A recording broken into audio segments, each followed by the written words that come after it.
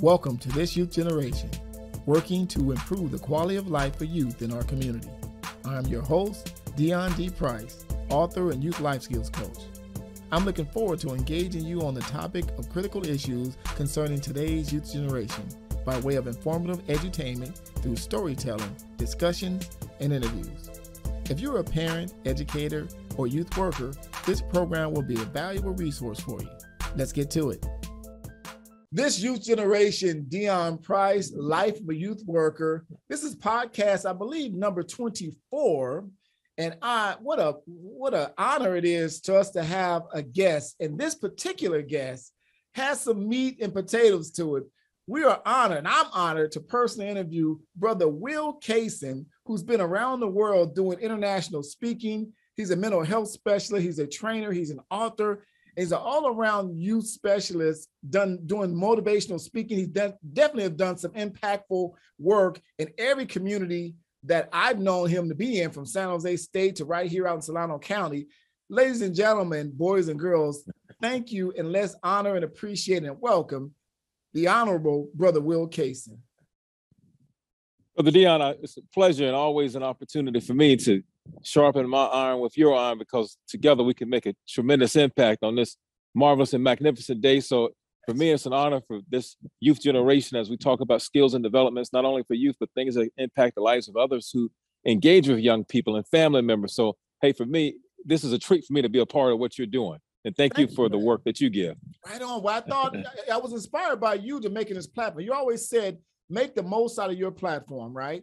That's right. We come from the same cloth that way. So this platform, there's a lot of, for lack of a better term, just dangerous, ill-spirited stuff out there in the internet and social media. So let's balance it out. I thought it would be a good idea to speak directly to the youth generation and the people who do this critical work. So I thought this podcast, Life of a Youth Worker, is critical because there's somebody out there that's going through this all over the country and all over the world, for that matter, yes, that's dealing with this critical youth generation. And we have experts and professionals like yourself that can give them some things that might just help them out.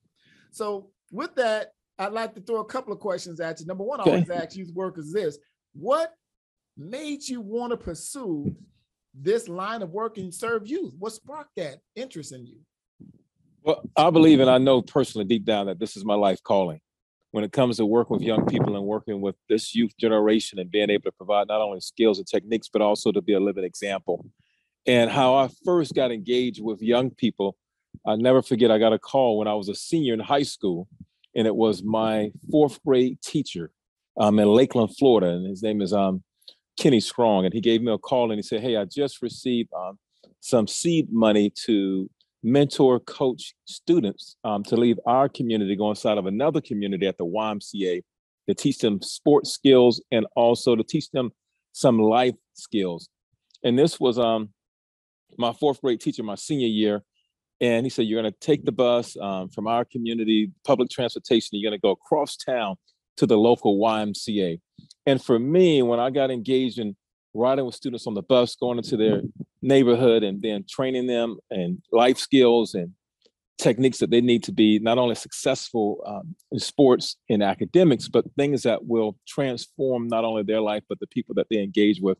It was remarkable for me. And that's what my first experience was with young people from my fourth grade teacher. Now, to give you some history, that was a seed. Yeah. My fourth grade teacher remembered me and gave me a call. So from fourth grade to the 12th grade, he had such an impact. You had such an impact on him. He was to reach out to you. He reached out to you.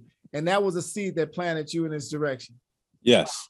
See, that's what got me started. So that youth worker created another youth worker. There it is. Right. Yeah. Remember what Dr. King said about we indirectly are connected? Man, that's right. Yes. Right on the money. Right on the money. So with that, Brother Wil, what is the mission? I know you have a personal mission. I know you work for an organization. And matter of fact, I really appreciate you for all the stuff you've done all over the world to actually come back and actually do some direct service teaching as well. Let's talk a little bit about that. But what is the mission, if you're a personal mission or organizational mission, of your focus? What is the mission of your organization or your personal mission in this regard? Well, that personal mission is my driving force. It's my why. It's my purpose in life. It's my calling.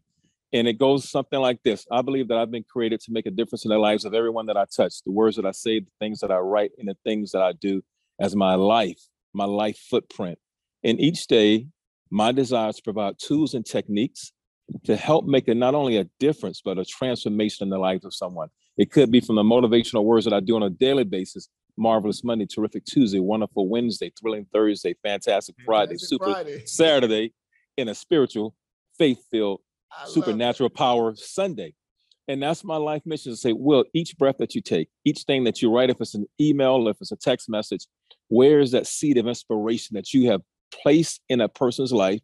And it's just your job to place it there. It's not your job to water it, to call the increase to happen, but just do your part. And my gift and my talent and my calling is inspiration, exhortation, to uplift and to breathe life into situations and breathe life into individuals. That's beautiful. And you said it right on the money. Your job is you plant the seed. That's just plant the seed. Over how and when it grows. We farmers, we plant the seed. There's another powerful source that make it grow. And you never know when that seed is going to be planted. I bet you can share some experiences where you planted that seed maybe years ago, and it's just now we're starting to reap the harvest. I know I've experienced that. Exactly. Yes. Mm-hmm. Absolutely. Good. So as a father, this work is very demanding. One of the recent podcast episodes talked about the burnout, the tremendous burnout in youth service workers. In my own organization as well, people are just opting out because it's very stressful. It's emotional. It's challenging. Right. So how do we balance that out, as a father, which is our job number one? How do you balance your life's work and your mission with your family obligations? Well, one of the things I think is really important is that as a family, you share what you do. And I have 5 kids. The oldest is 20 years old, turning 21 in July. Youngest is 10 years old. So I got them all. I call them Tribe Called Cason. You got every generation, right? I got every generation. It's for your family to see exactly what you do, and for you to share that experience, and also for you to let them be involved in some of the work that you do. When I first started speaking, I have pictures of me. One child is in a car seat, and the other child is in my arms. Wow! And I have the microphone tucked like this, and I'm all right. No matter what. No matter what, bringing the message there. And then, so as I share the message, I know so it's also important as I pour into the lives of others. I know it's important for me to get to a space that I can be poured into. And so, as you see, I'm outside today, and one of the reasons I'm outside, we talk about balance, is making sure that I connect. Is there's a great source when it comes to the sun, when it comes to nature, being outside, and getting that type of energy. And so part of it is there's a basketball hoop later tonight. My daughter, my 10-year-old, will come out and we'll shoot some hoop because she loves shooting hoop. And when I get to myself, if it's taking a walk, like I'm taking a walk here, and I just look around, if it's the plants that I plant, if it's the aloe vera that I have here growing, and I learn from the experiences that I have outside. So it's important when it comes to balancing to have self-care, to have personal well-being.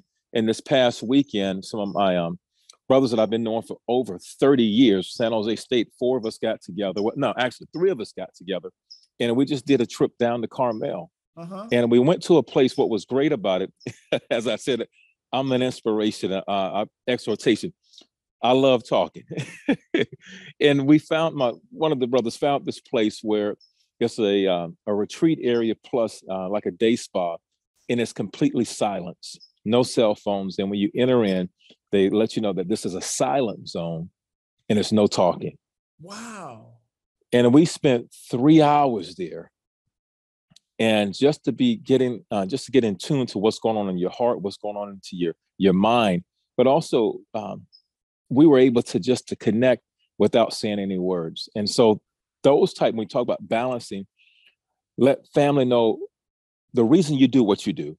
And my kids hear me often say this, today I want to make a difference in the world, but also being able to get some alone time where you can be recharged and refilled too. So those aspects, when you talk about burnout, the challenge is, and when I speak with youth workers, that we pour into the lives almost 24/7. And I say to them, when do you allow your life to have space that you can be poured into spiritually, emotionally, socially, personally, and or by nature, that you can just sit and be poured into and have that your cup filled, that now you can pour into the lives of others. Wow, that's beautiful.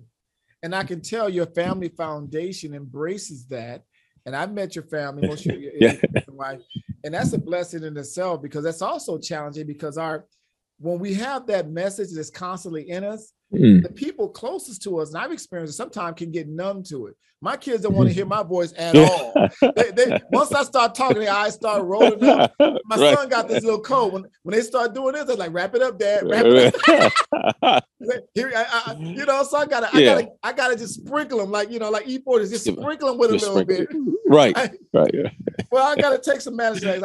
That's a beautiful thing, because we can't do what we ought to do if our foundation is weak. We cannot be strength for anyone else. So it sounds like your foundation is solid, spiritually, family-wise, and that's a great lesson, as you're a good example of that.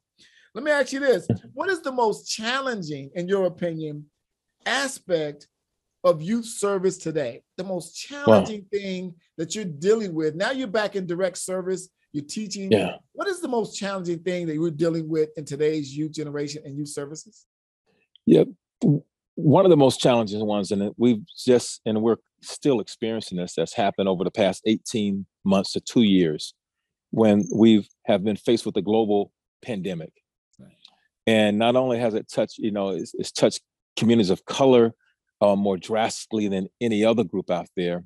Yes. And it's touched every age group. It's touched every cultural background, and it's touched every profession.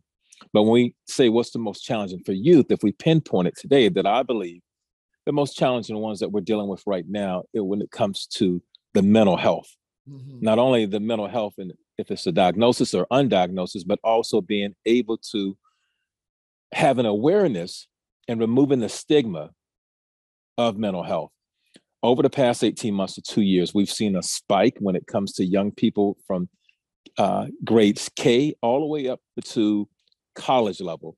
Wow. High levels of depression, anxiety, and thoughts of suicide. Have you seen that has increased in this pandemic, or is it something that's been gradually increasing over the last several years? What do you think the spike is coming from?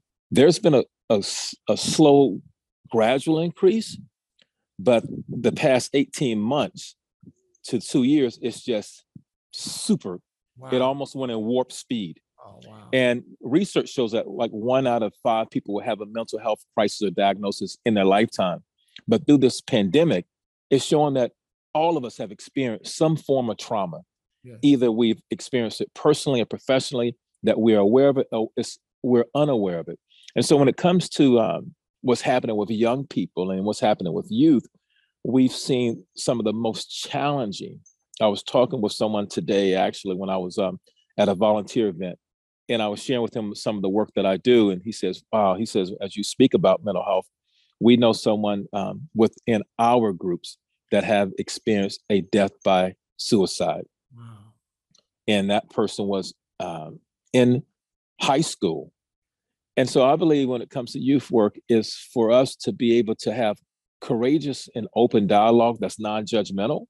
When we talk about and talk to people about, I often say when I'm running meetings, what's your emotional check-in today? Mm-hmm. Instead of saying, well, how you doing? I say, yeah, what's your emotion? And that emotion, and be able to express that emotion. And then when I have a follow-up question, I said, do you have the space with someone or an organization that you can freely express your emotions non-judgmentally? Mm-hmm. And then number 3, how can you be a support to others non-judgmentally when they come to you, being able to express their emotions? And so as we create that type of dialogue, emotional check-ins for young people for what they're carrying and what they're heavy with when it comes to their mental health and their mental well-being, the research is showing it is, if you look at education right now, schools across the country, and even California in particular, are hiring a higher number of counselors, school social workers, school psychologists, right? Any specialists. There's a huge need, and that's the big challenge right now. Is making sure. I was going to ask, with that challenge, are we meeting the resources to address that challenge? I find that challenging, Yeah. dealing with, particularly because California, remember years ago, that was the biggest issue that's contributing to the homeless population. Correct. Is because mental health issues and there's no resources for them. So we finding that need is great, but are we matching that need with the resources in your perspective? Yeah, I believe when it comes to in certain pockets that we have the resources, and then in certain pockets in certain areas, it's a limited amount of resources. It's under resourced, and then also it's for people that are in those positions being able to understand it and embrace what's going on with that young person or that youth's lives, and being able to walk with them on that journey. And when I say walk with them on that journey, when it comes to treatment and it comes to providing service, it's nonlinear.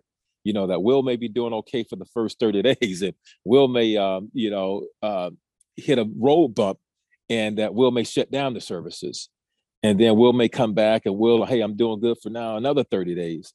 And then I may, pull away from those resources, and I'm not open, and I may not accept and receive the resources available. And when you talk about burnout, sometimes people are like, well, hey, look, I'm frustrated with Wil. He's doing good for 30 days, his treatment plan, or we got him on this case plan. He's doing good for 30 days. Now Wil's back to where he was before. Then he comes back again, and it's this cyclical, like a honeymoon. Yeah, but that's happening. But it's important as we understand what's going on when it comes to cognitively in a person's brain. When Wil is faced with the mental health crisis or challenge, it affects my mood. It affects my attitude. It affects my sleep pattern. It affects, how my social skills, how I interact with others. So when we talk about my emotional regulator, my social awareness, those things that we talk about when we look at social emotional learning, all those things are affected in my neurological responses to people.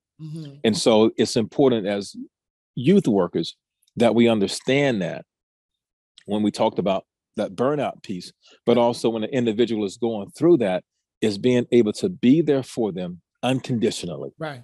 And that's what we call being trauma informed. We don't know what traumatic issues that a person has experienced, and not knowing that can be affecting their presence, their attention span. They could be have a lot of stuff balled up, and we don't have that empathy or awareness to be mindful of that. Then we'll just assume that they're just being behavioral. We'll just cast them to the side, and that has happened historically to young people of color in the past.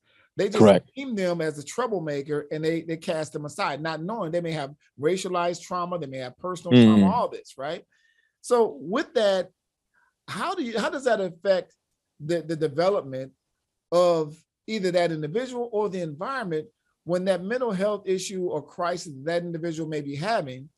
How do you deal with that without affecting the environment or affecting that person's growth when you may not have a clinician on the spot to deal with it? How do we manage that as youth workers when we have a history of either drug issues or substance abuse or mental health issues, and we're trying to run a program and this person cannot, function because of one of those two issues? Yeah. Well, it's important. And that's a great question. How do we address it? How do we work with it? And from a program point of view, and as youth workers, and if we don't have the clinician staff, how do we do it? And I believe what's important is creating a safe, supportive space that people can share who they are, that they can share their story. Now, this just doesn't happen overnight. It's not something like in a microwave, you store it in there, hit 2 minutes and pop, the popcorn is ready. Right. No, this is that old fashioned where you get the cast iron skillet and you throw some oil in the cast iron skillet, you let it heat up, you put some kernels in it, and you get some aluminum foil, and you get extra aluminum foil, and you put over the pan, and you let that pop. And you hear it, and then you got to shake it a little bit. Yeah. Don't forget to keep that grease. And keep that grease and keep it hot.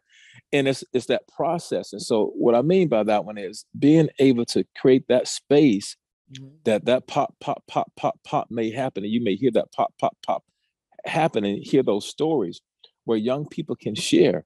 And what I've understood over 35 plus years working with young people is that first you got to love them for who they are, and they know when you love them. Second, you have to listen to them. By listening, you listen to their story, and then you share a little bit about yourself by being vulnerable, by being authentic, and by being real and genuine. After you love them and you listen to them, then you got to be able to let them know that they can lean on you when they're faced with crisis and they're faced with challenges. But also, you can lean on them.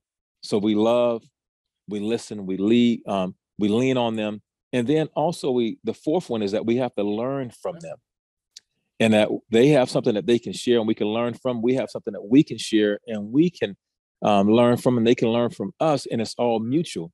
And then the last thing that you do is that you have to lead them now by example.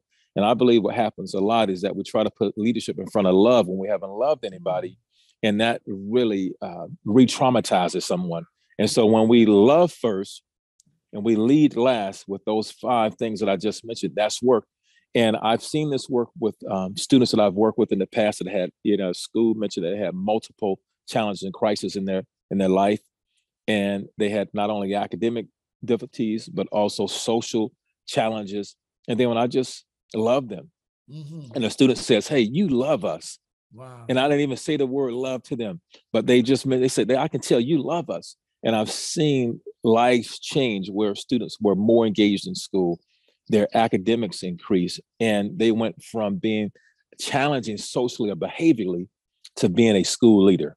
Wow, that's beautiful. and that's so critical. And it's also radical because it's politically incorrect. You can't say stuff like love you. You get, it's even a nonprofit and you can't use those words, but it's absolutely critical. You cannot do this work without the genuine agape love for the well-being of people, particularly young people. And when I do training class for youth work, that's the first thing I tell them. If you don't love this work, you cannot do this work half-hearted. So you hit it right on the money there. So start with love and then lead, not with an adultist attitude, but lead by example. That's a beautiful thing. I want to throw this at you. Remember years ago, and I'm going to say 90s, and I'm seeing these young people now in their mid-20s and so forth, right? Do you remember when there was a very hard push for young people who had attention deficit to be put on Ritalin and all these drugs? I saw that as a problem, and we're seeing the results of those young people who are in their transitional age youth now that are having problems focusing and maintaining because of that dependency on those early drugs. What is your perspective or experience or view of that being part of the problem that's caused the mental health issues that we're seeing with today's young adults? Wow. And Brother Deon, that's another great question. And it's one of those heavy questions because part of the work that I do when it comes to a licensed clinical psychologist, social workers, therapists, for the ones that can prescribe medication, is for them to fully understand, we're looking at the whole child of what's going on. So when it comes to that medical profession that could prescribe the medication, I think it's important that we do not over-diagnose or over-medicate an individual. My background is not as a licensed clinical clinician. My background comes from the wellness and holistic approach. And so what I share with individuals is that we have to get a full picture of what's going on, because we know when it comes to mental health crisis, that some of that could be solved with nutrition, the way that we eat, but also we know some of it can be solved with either having a regimen when it comes to exercise and taking care of ourselves and getting fit. We know water. That it could be dehydrated. It could be water. We know what happens to the dopamines in the brain when Will starts moving, or Will uses some type of form of positive psychology and saying some affirmations. I'm awesome. I'm amazing. I'm bold, courageous, beautiful. I'm a world changer. Yes, I'm all that and some. Bring what you have and let's make this something more bigger than what it is today. So being able to use some type of that, but also we know when it comes to supportive relationships, that could be another contributing factor to uplift someone when we have maybe a undiagnosis of what we believe and says, "Oh, Will has attention deficit disorder." So the answer to that question is that yes, there have been overdiagnoses and over medication, and that's why it's important when you seek the help of someone to make sure that they have not only, you say, trauma informed, but also from a cultural lens, being able to have cultural relevant practices that they know the client that they're working with, that they know that community, that they know that family, because we know some of these things that we're faced with are we have been predisposed, but also it could be related to genetics. Right. And so that's those things that we have to do a deep dive in and being able to understand that, because the medication also has to have a chemical balance as well. And sometimes the medication that people are prescribed, it affects them. Some students have mentioned to me how they're more drowsy now, or it's changed their appetite and they're eating more. And they said, hey, look, I've put on 15 pounds, or they're eating less, and it affects all that. So it's important, as I close with that question, is making sure whoever is doing the prescription, cultural relevancy is there, trauma informed is there, and they have an understanding of the person that's sitting across the table from them. Mm-hmm. Well, yeah, I got a notice here. Thank you for that. Let me get. I think I have 10 minutes. Okay. If we have to redo it, we can add. Okay. But thank you for that. Very, very, very well broken down. I appreciate that. Let me ask these two main questions, mainly speaking directly to the youth workers themselves. Is if you could advise youth workers, I know you do training as well, the work has to be engaged. What would you address, or how would you address parents and youth workers who are dealing with today's youth generation to avoid that burnout? How would you encourage them, parents and youth workers? So to avoid, and that's a great one, to avoid the burnout. Yeah. And it's almost as if there's something that we do called cognitive reserves when it comes to taking care of ourselves mentally and physically and emotionally and socially when dealing with our mental health. And cognitive reserves are just like, I'm going to take a power walk tonight. Mm-hmm. I'm going to do some burpees tonight. And I'm going to make sure I drink my water, like you mentioned, with a little sliced lemon in it.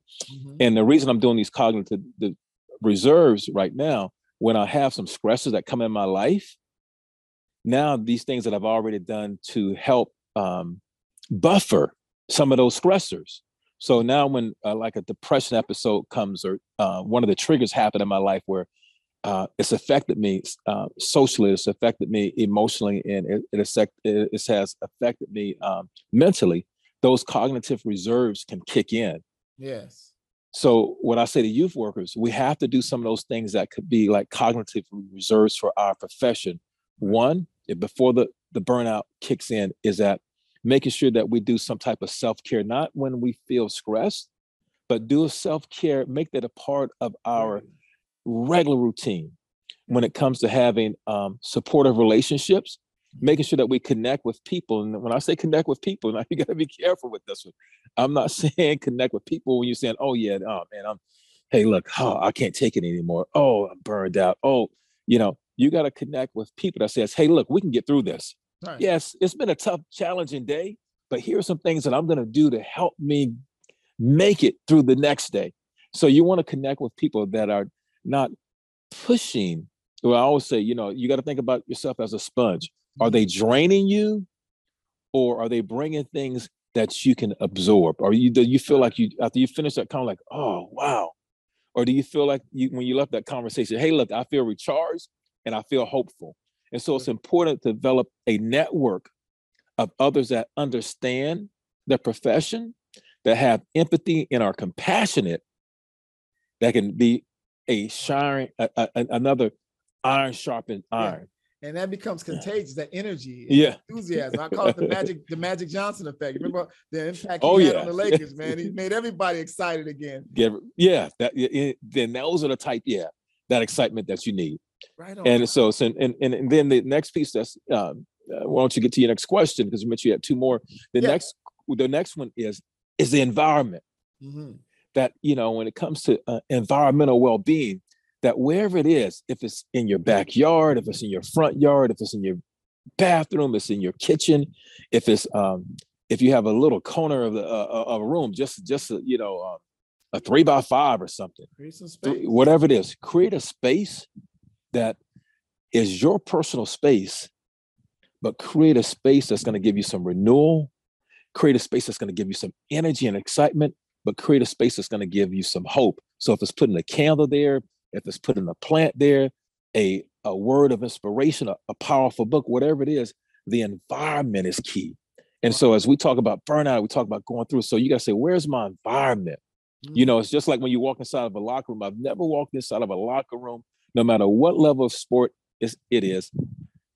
I never walked in an environment in a locker room when I was like, oh, I always walked in that environment, no matter the resources are there or the resources are limited. I can look on the wall and I can see a word of inspiration. I can see something on the locker. I can see something on the floor. You know, like, yeah, okay.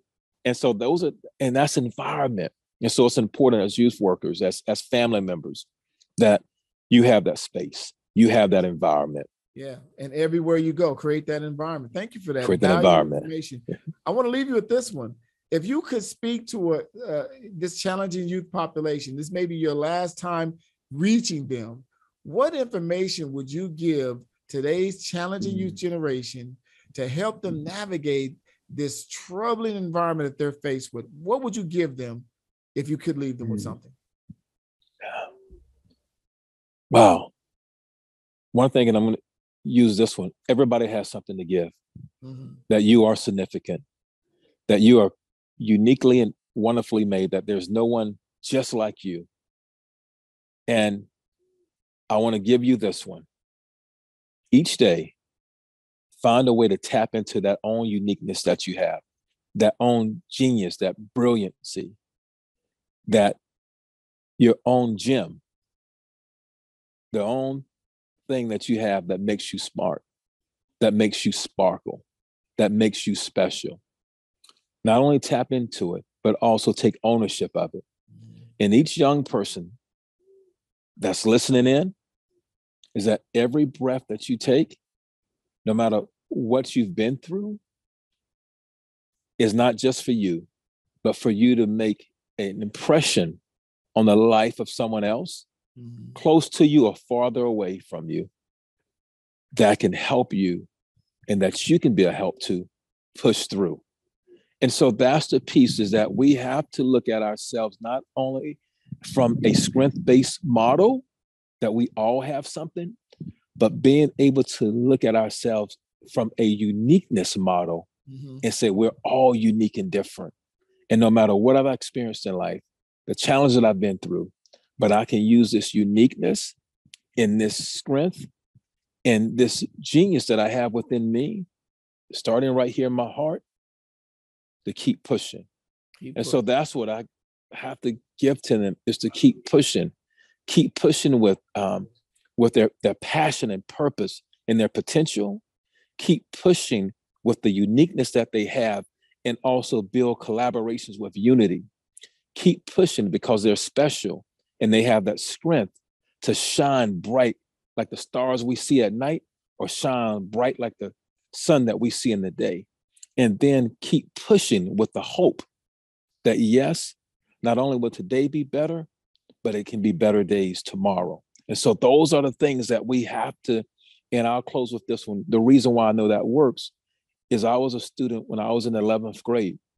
My guidance counselor in Lakeland, Florida, Miss Irene McLeod, she said to me, yes, it's going to be difficult for you to go to college, the grades that you have right now.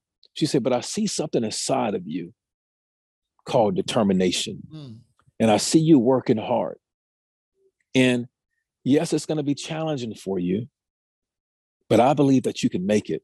See, what Miss McLeod was doing that day was breathing some hope in my life. And I wasn't a scholar student. I worked hard. Miss Irene McLeod, my guidance counselor from high school, is probably in her 80s today. Wow. Every time I go to Florida, I give her a call. And I was in Florida last year, and around this time, and I remember giving her a call, and I received a text message back from her son. And her son said, hey, I want you to know something. When my mom hung up the phone with you, she just sat and cried. Wow. She said, that student, I remember, and it's a special student that I talk about often. And that's what I say, by keep pushing. Seeds, baby. Yeah, just planting seeds. If I would have looked at the academic part of it, and then if I would have then reached out to Miss Irene McLeod, and Miss Irene McLeod gave something to me, the undergraduate degree, the master's degree, and now in pursuit of a doctorate degree in organization and leadership that I'm pursuing next. Wow.